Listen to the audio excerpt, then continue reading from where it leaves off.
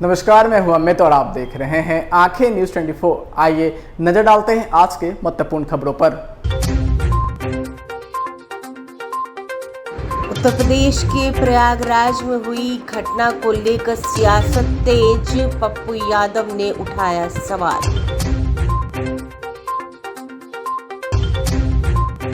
बिहार में कोरोना की बढ़ रही है रफ्तार, लोगों से सतर्क रहने की अपील। मोतिहारी जहरीली शराब कांड को लेकर नेता प्रतिपक्ष विजय सिन्हा ने सरकार पर उठाया सवाल।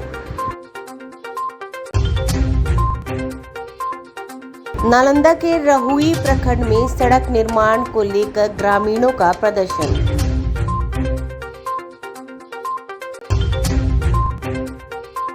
पत्रकारिता के क्षेत्र में योगदान देने के लिए कई पत्रकारों को किया गया सम्मानित। अब खबरें विस्तार से। इस खबर के प्रायोजक हैं Lohianagar mount Carmel high school, Gyansthali high school और LMC कम्युनिकेशन। आपकी सरकार इतनी खतरनाक है जो लॉ एंड ऑर्डर की बात करता है। वक्त सबका आता है, दिन बदलते लेट नहीं होती। कानून ने उन्हें बुलाया था दूसरे जगह से, और कानून के साथ जोगी जी की पुलिस ने, जोगी जी के सिस्टम ने कंप्लीट रूप से खिलवाड़ किया है। नमस्कार, मैं हूं अमित और आप देख रहे हैं आंखें न्यूज 24। उत्तर प्रदेश के प्रयागराज में माफिया डॉन अतीक अहमद और उसके भाई अशरफ की गोली मारकर हत्या कर दी गई। वहीं इस खबर को लेकर जाप सुप्रीमो पप्पू यादव ने उत्तर प्रदेश के मुख्यमंत्री योगी आदित्यनाथ पर तंज कसते हुए कहा कि योगी जी, आपके राज्य में कानून व्यवस्था की हालत क्या है। इसी बात से पता चलता है कि आपके राज्य में पुलिस कस्टडी में एक एक्स MP और एक्स MLA की अपराधियों के द्वारा गोली मारकर हत्या की जाती है और आपकी पुलिस वहां मूक दर्शक बनकर देखती रह जाती है। अपराधियों पर कार्रवाई हो, इसके लिए कानून है और कानून का राज तभी कहलाएगा जब कानून सम्मत कार्रवाई होगी। सुनिए और क्या कुछ कह रहे हैं जाप सुप्रीमो पप्पू यादव। जोगी जी, आपकी सरकार कितनी खतरनाक है जो लॉ एंड ऑर्डर की बात करता है। कस्टडी में आम आदमी की क्या स्थिति होगी? कस्टडी में आपके यहाँ अपराधी एक बंदी को गोली मार देता है। वो अपराधी क्रिमिनल कोर्ट तय कर ले, मुझे कोई आपत्ति नहीं है, लेकिन कस्टडी में दो एक्स MLA एक्स MP को गोली मार देता है। क्या ये लॉ एंड ऑर्डर है? क्या आपको 1 मिनट भी रहने का राइट है? क्या आपको इस्तीफा नहीं दे देना चाहिए? क्या राष्ट्रपति शासन नहीं लगना चाहिए? अब तीसरी तरफ जो सबसे महत्वपूर्ण है, आपके ही गवर्नर सतपाल जी ने कल पुलवामा में जवानों को मारने की साजिश बीजेपी की सरकार चुनाव जीतने के लिए की थी, और मोदी जी ने लगातार उन्हें चुप रहने को कहा। आपके गवर्नर को, आपका गवर्नर कहता है कि जब भी कभी जम्मू कश्मीर का कोई बात होता था, हमें कहा जाता था चुप रहो, और वो हेलीकॉप्टर देने में सक्षम थे। अभी तक RDX कहां से आया, ये जांच नहीं हुई। कौन लाया, जांच नहीं हुई। जिस गाड़ी से सेना की गाड़ी जा रही थी, जिस रोड से, उस दूसरे रोड को बंद कर दिया जाता था, उस रोड को बिना बंद किए छोड़ दिया गया, और उधर से आप कह रहे हैं कि RDX लिया हुआ गाड़ी आई और टकरा गया। तो ये कौन सी साजिश थी और किसने ये साजिश रची? 42 जवानों को शहीद किसने करवाया? ये शहीद हुए नहीं थे, और ये बात आपके ही गवर्नर कह रहे हैं कि करवाया गया। क्या आप जनता के नजर में आप सबसे बड़ा विलन नहीं है कि अपने सत्ता के लिए आप 40 जवान को मरवा दिए?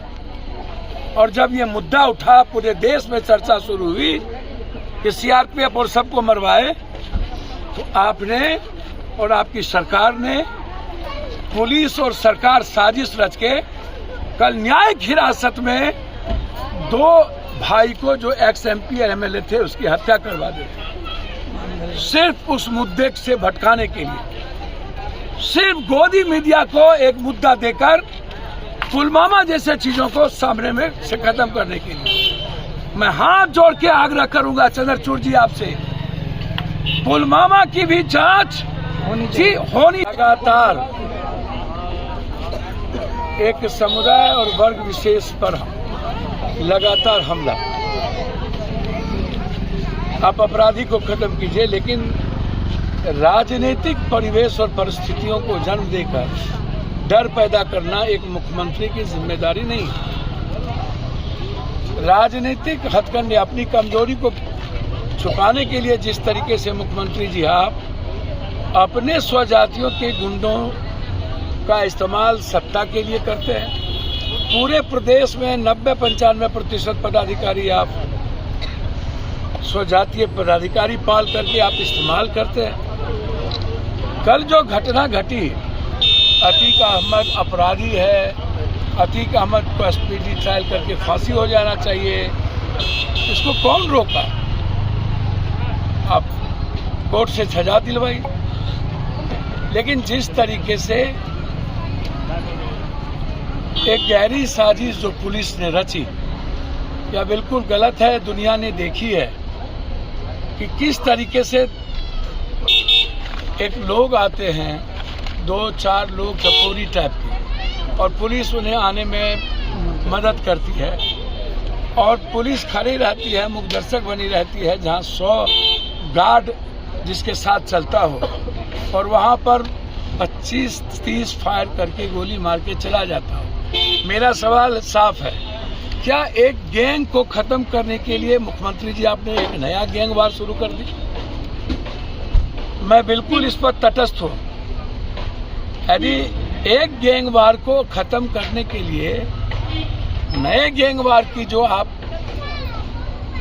जन्म दे रहे हैं, क्या ये संविधान और कानून इसकी इजाजत देता है? क्या आप इसकी भी गाड़ी पलटेगी? क्या जिनको आप एकदम दामाद के तरह आराम से उस शूटर को कवर्ड करके नारा दे रहा है, वो जिस तरीके का, भगवान के नाम पर क्या गुंडों को प्रोटेक्शन आप देंगे जो मार करके नारा दे रहा है? भगवान के नाम पर क्या आप माफियाओं को आप नेता बनाएंगे जैसे सब लोग बन रहे हैं? मैं पूरे देश से, खास तौर पर मानवाधिकार, सोशल जस्टिस, और मैं बाहर से भी, दुनिया जो मानवाधिकार आज इंटरनेशनल मानवाधिकार है उससे भी, और chief justice of India Chandrachud ji से मैं आग्रह यह करूंगा कि वो कानून के कस्टोडियन में थे। कानून ने उन्हें बुलाया था दूसरे जगह से, और कानून के साथ जोगी जी की पुलिस ने, जोगी जी के सिस्टम ने कंप्लीट रूप से खिलवाड़ किया है। क्या इस सरकार को रहनी चाहिए जो संविधान और कानून के मुताबिक न्यायालय का अपमान किया हो? दूसरा, वक्त सबका आता है, दिन बदलते लेट नहीं होती। यह गुनाह का जवाब आपको देना पड़ेगा एक दिन, और एक दिन जांच भी होगी। सरकार बदलने दीजिए, पुलवामा की भी जांच होगी, अदानी की भी जांच होगी, देश के हर घोटाले की जांच होगी, और आपके इनकाउंटर की भी जांच होगी। क्या क्रिमिनल सिर्फ ब्राह्मण जाति में था? क्या क्रिमिनल सिर्फ चमार में था? क्या क्रिमिनल सिर्फ यादव और मुसलमान में था? आपके स्वजातियों में एक भी क्रिमिनल नहीं था जिसको आपने आज तक काउंटर नहीं किया। इसका जवाब दुनिया पूछेगी। जिस जाति से आप आते हैं, क्या उस जाति में कोई क्रिमिनल नहीं? देश का सबसे बड़ा क्रिमिनल ब्रजेश सिंह के बारे में आपकी क्या राय है? और भी नाम है, वो देश को बता दीजिए। क्या उनका इनकाउंटर होगा? क्या उनकी गाड़ी पलटेगी? ये बता दीजिए कि सिर्फ मुसलमान और दलित को टारगेट किया जाएगा और ब्राह्मण को।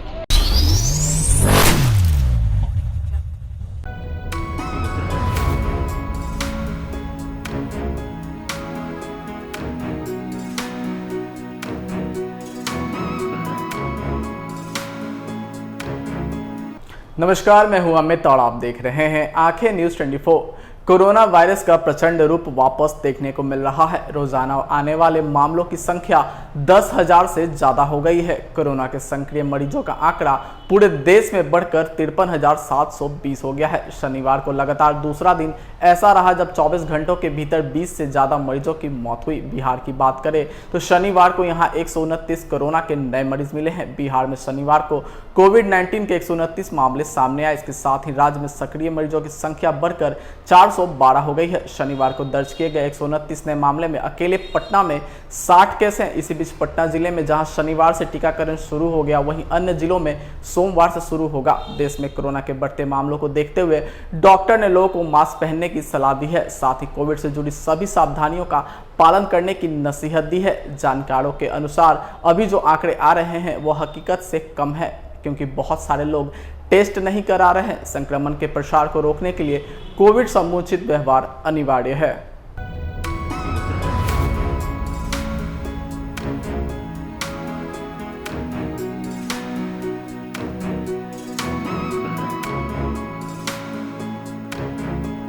वहीं पटना के अलावा जिन जिलों में कोविड के मामले दर्ज किए गए हैं उनमें मुंगेर में 9, मुजफ्फरपुर में 9, खगड़िया से 8, पूर्णिया में 7, गया में 5, कैमूर में 4, मधेपुरा में 4, वहीं सीतामढ़ी में 3, पूर्वी चंपारण से 3, वैशाली में 2, सहरसा में 2, दरभंगा में 2 और रोहतास से 2 मामले सामने आए हैं। बाकी जिलों ने एक एक नए मामले की सूचना है। पिछले 24 घंटों में राज्य में कुल 45,022 नमूनों की जांच की गई। कोविड-19 मामलों में वृद्धि के साथ राज्य में पॉजिटिविटी दर की शुक्रवार को 0.152% से बढ़कर शनिवार को 0.287% हो गई है।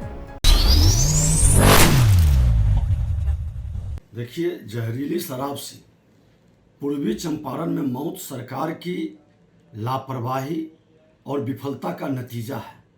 बिहार विधानसभा के नेता प्रतिपक्ष विजय कुमार सिन्हा पूर्वी चंपारण के मोतिहारी में जहरीली शराब से हुई मौत को लेकर सरकार को घेरते हुए उन्होंने कहा कि सरकार की लापरवाही और प्रशासन की विफलता के कारण ऐसा हुआ है। छपरा में जिस तरीके से जहरीली शराब से लोगों की मौतें हुई, उसके बाद से प्रशासन अभी तक सबक नहीं लिया है। बिहार के मुख्यमंत्री नीतीश कुमार प्रधानमंत्री पद का सपना देखते हुए राज्य के कार्य को भूल गए हैं। बीजेपी की तरफ से जब विधानसभा में जहरीली शराब का मुद्दा छपरा कांड के बाद उठाया गया था, तब नीतीश कुमार ने इसे मजाक में लिया था और कहा था कि जो पिएगा वो तो मरेगा। लेकिन सरकार की लापरवाही साफ तौर पर दिखाई दे रही है। सुनिए और क्या कुछ कह रहे हैं।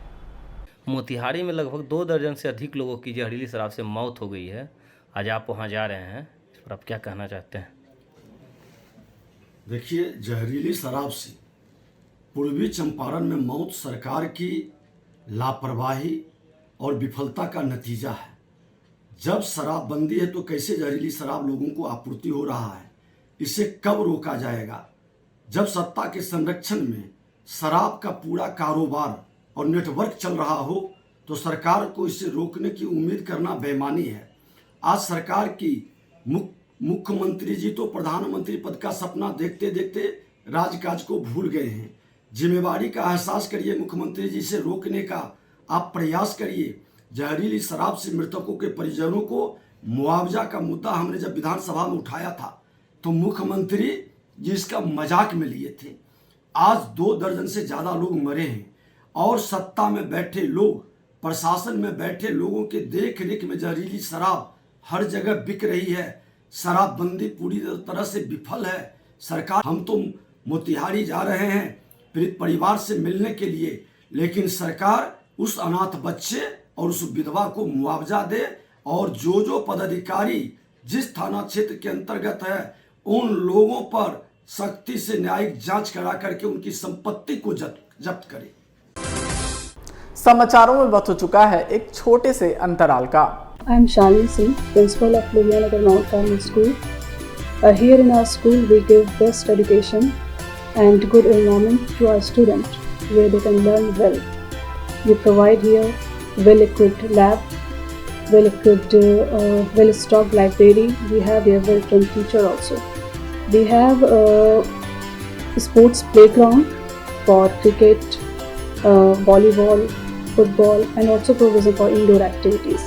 So we have here security system, information and communication technology, So we have all facilities here in our school where students feel comfortable and secure.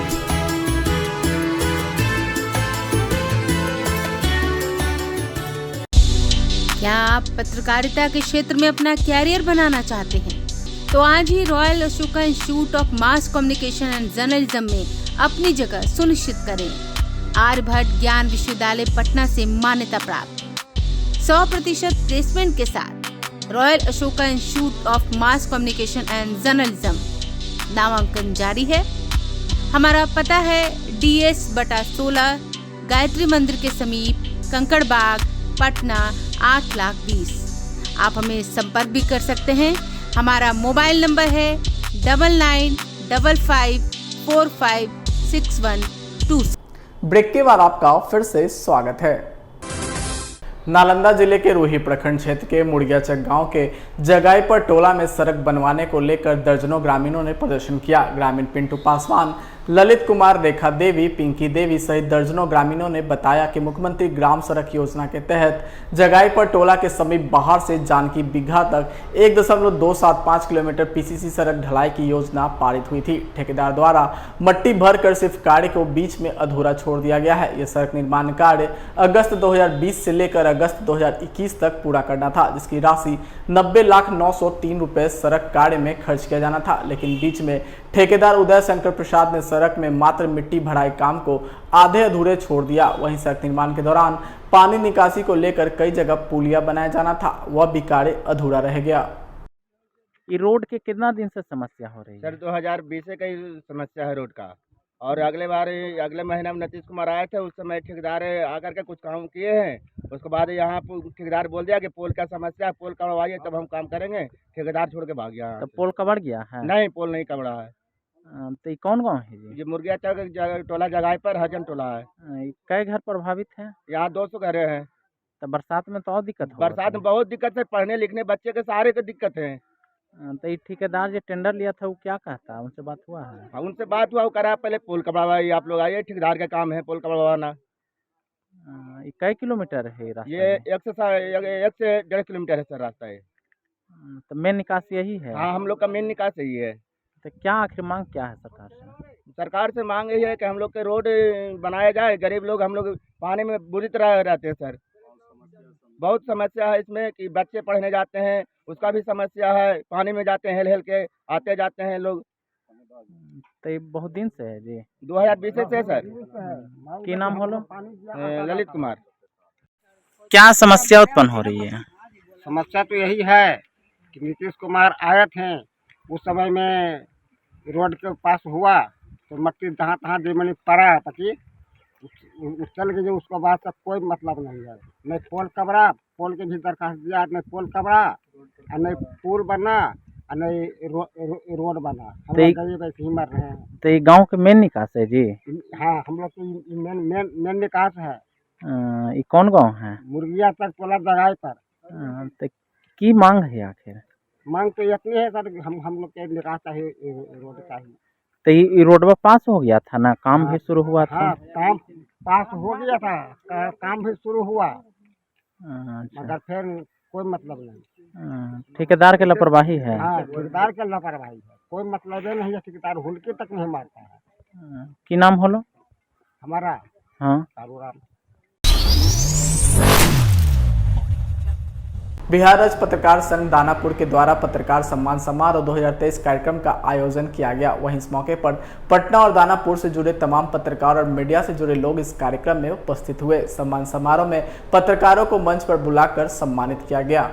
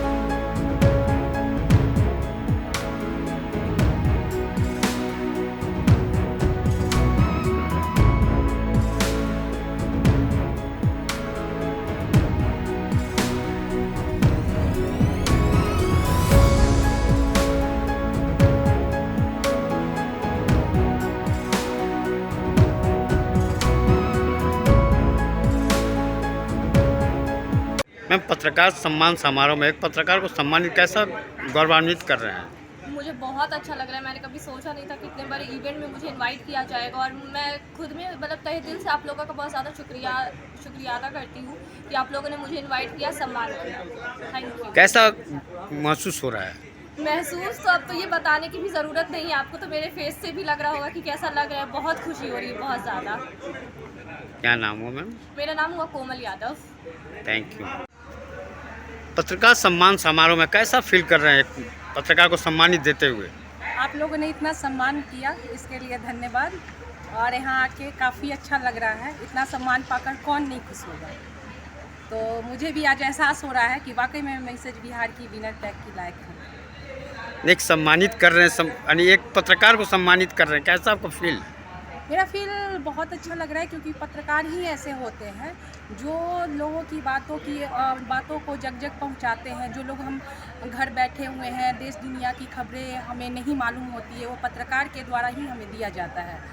तो मैं सारे पत्रकार को थैंक यू बोलना चाहूँगी कि वो इतना उत्कृष्ट कार्य कर रहे हैं।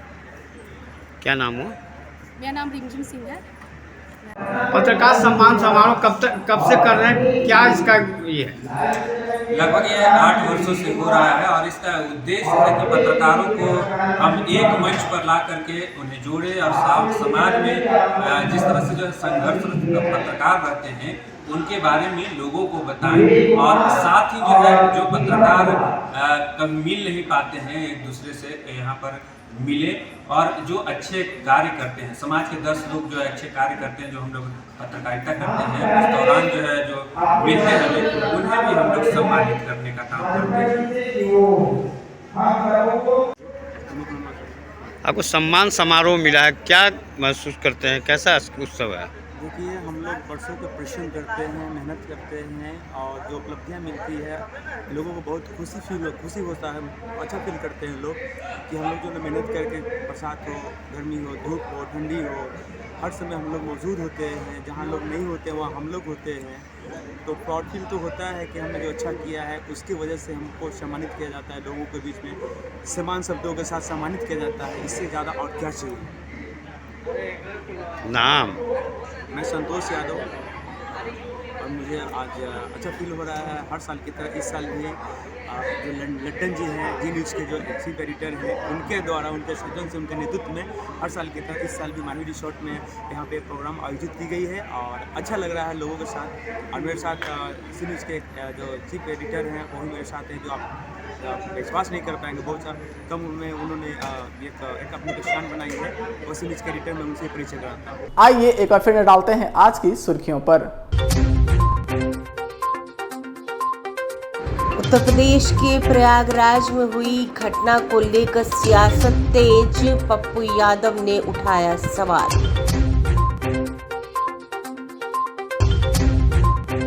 बिहार में कोरोना की बढ़ रही है रफ्तार, लोगों से सतर्क रहने की अपील। मोतिहारी जहरीली शराब कांड को लेकर नेता प्रतिपक्ष विजय सिन्हा ने सरकार पर उठाया सवाल। नालंदा के रहुई प्रखंड में सड़क निर्माण को लेकर ग्रामीणों का प्रदर्शन।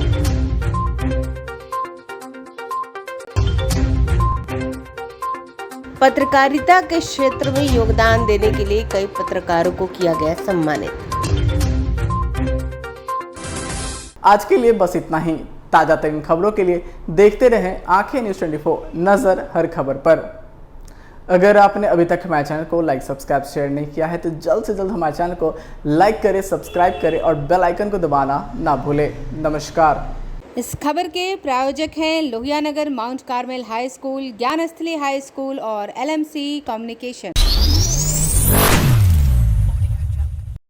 के बीच तीखी बहस देखने को मिली। जानकारी के मुताबिक सुशील मोदी की वकील प्रिया गुप्ता ने कहा कि ये कोर्ट की अवमानना है। हम राहुल गांधी के खिलाफ गैर जमानती वारंट जारी करने की मांग करते हैं। बता दें कि राहुल गांधी पर मोदी सरनेम को चोर कहने पर मानहानि का मुकदमा दर्ज है। बीजेपी नेता सुशील मोदी ने यह केस दर्ज कराया था। बता दें कि राहुल गांधी ने 2019 में कर्नाटक के कोल्लार जिले में भाषण कथित पर कहा था कि सभी मोदी चोर हैं। इसी मामले में सूरत में भी एक मानहानि का केस दर्ज था, जिस पर सूरत की अदालत ने राहुल गांधी को दोषी ठहराया था और उन्हें 2 साल की जेल की सजा सुनाई थी। कोर्ट ने राहुल गांधी को तत्काल जमानत भी दे दी थी। वहीं कोर्ट का फैसला आने पर राहुल गांधी की सदस्यता भी समाप्त हो चुकी है और अब उनसे सरकारी बंगला भी खाली कराया जा रहा है। वहीं पटना के MP MLA कोर्ट में शिकायतकर्ता के तौर पर सुशील कुमार मोदी और गवाह के तौर पर संजीव चौरसिया, नितिन नवीन और मनीष कुमार के बयान दर्ज हो चुके हैं। सुशील मोदी ने राहुल गांधी पर आरोप लगाया था कि उनकी टिप्पणी अपमानजनक थी और मोदी सरनेम वाले लोगों को टारगेट कर रही थी। उस दिन 313 का बयान दर्ज किया जाएगा। सर क्या हुआ, कोर्ट में हुआ क्या? अरे 313 का बयान दर्ज होना है, उसके लिए अगली तारीख दी गई है। ये बयान अब 25 अप्रैल को होगा। 25 को राहुल गांधी आएंगे, आना चाहिए। क्या लग रहा है? आपने अंडरटेकिंग दिया है क्या वहाँ? मैं कौन होता हूँ अंडरटेकिंग देने वाला? आपने प्रयास किया होगा। आप अपना मैंने कहा कि 25 तारीख को रखा जाए, उनके लिए भी कन्वीनियंट होगा। Definitely secure his presence in the court physically for recording his evidence. On what ground? The court said that you have not made any ground for exempting today that why he has violated the order. But since his lawyer was making representation repeatedly that please his legal team is in Surat in the earlier case in which he has been convicted, therefore please his team had to come along with the lawyers. They have not come here today. Therefore please grant us 1 day. So Shri Rahul Gandhi को सशरीर उपस्थित होना था यहाँ पर न्यायालय में, लेकिन उनकी तरफ से एक दरखास्त पड़ी कि आज वो नहीं आ सकते हैं। तो कोर्ट ने कहा कि आपने कोई कारण नहीं दिया है आज सशरीर उपस्थित नहीं होने का, और हम लोगों ने एक आवेदन दिया कोर्ट को कि आज वो चूंकि नहीं आए हैं, उन्होंने जानबूझकर कोर्ट के आदेश का पालन नहीं किया है और वो वायनाड में रैली कर रहे हैं। उन्होंने कल वहाँ रैली की है, आज वहाँ न्यायालय में नहीं आए हैं, जबकि उनको मालूम था कि आज उनको व्यक्तिगत रूप से उपस्थित होना है अपना बयान दर्ज कराने के लिए। तो उनकी जमानत को रद्द किया जाए, उनके खिलाफ वारंट जारी किया जाए। लेकिन उनके वकील ने काफ़ी निवेदन किया कोर्ट से कि आज भर का समय दिया जाए, और मैं अंडरटेक करता हूं कि 25 तारीख को वो सशरीर उपस्थित होंगे। तो उनकी इस अंडरटेकिंग को स्वीकार करते हुए कोर्ट ने उनको समय दिया है 25 तारीख को सशरीर उपस्थित होने के लिए यहाँ पर, और उनकी वारंट आज बेल बॉन्ड कैंसिल नहीं की है और 25 तारीख को रिकॉर्ड कर दिया है उनका। अगर नहीं आते हैं 25 तो बेल बॉन्ड कैंसिल होगा उनका उस दिन और उनकी जमानत रद्द हो जाएगी और उनको अरेस्ट किया जाएगा। तब कोर्ट उनके अरेस्टिंग के लिए वारंट जारी करेगी। बिहार में एक बार फिर कोरोना का बढ़ता ग्राफ लोगों को डरा रहा है। हालांकि औरंगाबाद शहर में 4 दिन पहले कोविड संक्रमित एक मरीज मिली थी जो इलाज करवाकर वापस घर लौट गई है, मगर बढ़ते कोरोना को देखते हुए औरंगाबाद स्वास्थ्य महकमा अलर्ट मोड में काम कर रहा है। सदर अस्पताल में कोरोना को लेकर मॉक ड्रिल किया जा रहा है। मॉक ड्रिल सदर अस्पताल के उपाधीक्षक डॉक्टर सुनील कुमार व मैनेजर हेमंत राजन के नेतृत्व में की जा रही है। इस दौरान ऑक्सीजन प्लांट, ICU व नशा मुक्ति केंद्र में बने कोरोना वार्ड का जायजा लिया गया। वहीं ऑक्सीजन प्लांट से ऑक्सीजन की सप्लाई बेड तक निर्बाध रूप से हो रही है नहीं, इसकी भी जानकारी ली गई। बताते चले कि कोरोना मरीजों के लिए नशा मुक्ति केंद्र में 6 बेड रिजर्व रखा गया है। उक्त सभी बेड का पाइपलाइन के माध्यम से ऑक्सीजन की सप्लाई भी होती है। मॉक ड्रिल के दौरान ऑक्सीजन प्लांट के टेक्नीशियन राहुल कुमार भी मौजूद रहे। अस्पताल प्रबंधक ने लोगों से कोविड टीका लगवाने की अपील की है। वहीं सदर अस्पताल के उपाधीक्षक डॉक्टर सुनील कुमार ने बताया कि कोरोना को लेकर स्वास्थ्य विभाग अलर्ट मोड में काम कर रहा है। सदर अस्पताल में कोरोना को लेकर पूरी तैयारी कर ली गई है। कोरोना मरीजों के लिए 6 बेड रिजर्व रखा गया है, जहां पाइपलाइन के माध्यम से ऑक्सीजन सप्लाई हो रही है। साथ ही 60 से 65 ऑक्सीजन सिलेंडर भी हैं जो जरूरत पड़ने पर इस्तेमाल किए जा सकेंगे। इसके साथ साथ हर बेड के पास ऑक्सीजन कंटेनर भी रखा गया है। इसके साथ साथ उन्होंने बताया कि सदर अस्पताल में 2 ऑक्सीजन प्लांट है। एक की क्षमता 200 MPL है, जबकि दूसरा का क्षमता 1000 MPL है। कोविड के लेकर हमारे यहाँ 2 तरह के प्लांट हैं। एक 1000 LPM का प्लांट है, एक 200 LPM का प्लांट है, और यहाँ से सभी बेड 100 बेडों पर ऑक्सीजन की सप्लाई की जा रही है। मुख्य रूप से हमारा ICU जो है वेंटिलेटर से लेकर 4 बेड है और इसमें सारी सुविधाएं हैं जो कोविड पेशेंट को दी जाए। पिछली बार भी हम लोग कोविड का जो महामारी आया था उसके लिए हम लोग काफ़ी तत्पर होकर इस ICU को चालू किए और काफ़ी मरीज ठीक होकर गए यहाँ से। अगर ऑक्सीजन की बात करें तो ऑक्सीजन हमारा 100 बेड पे सप्लाई है और हमारे यहाँ मैनुअल की भी व्यवस्था है, वेंटिलेटर की भी व्यवस्था है और हमारा ऑक्सीजन सेंट्रल सप्लाई भी है। पूरी तरह से हम लोग इसके लिए तैयार कुल हैं। मिलाकर कहा जाए तो हीट वेव और कोविड पेशेंट के लिए हाँ। आप लोग कमर कस लिए हैं। बिल्कुल। हीट वेव के लिए हम लोगों ने अभी तक 20 बेड यहाँ पर जो डेडिकेटेड होता है वो हम लोगों ने 20 बेड यहाँ पर बना रखा है, इंक्लूडिंग आईसीयू भी हमारा है और बाकी सारे हमारे पास ऑक्सीजन प्लांट भी हैं।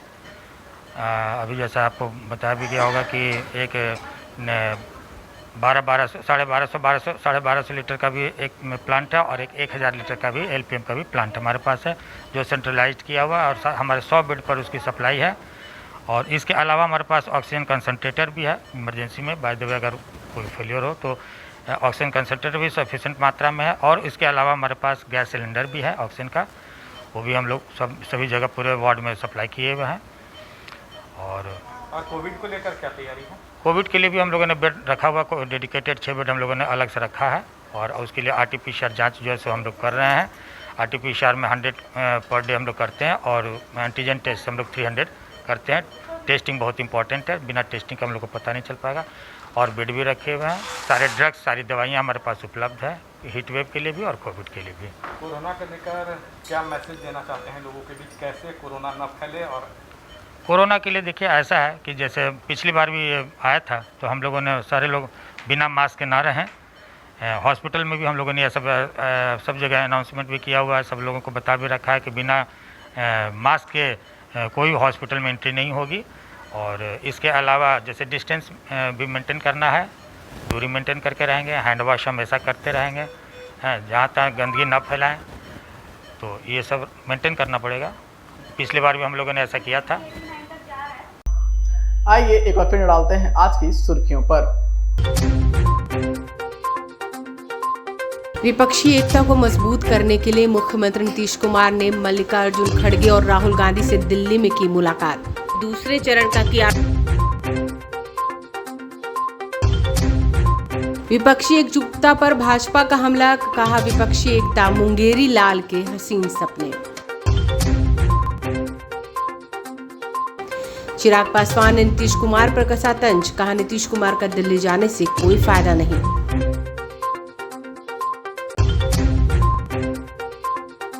पटना के एमपी एमएलए कोर्ट में पेश नहीं हुए राहुल गांधी, अब 25 अप्रैल को होगी पेशी।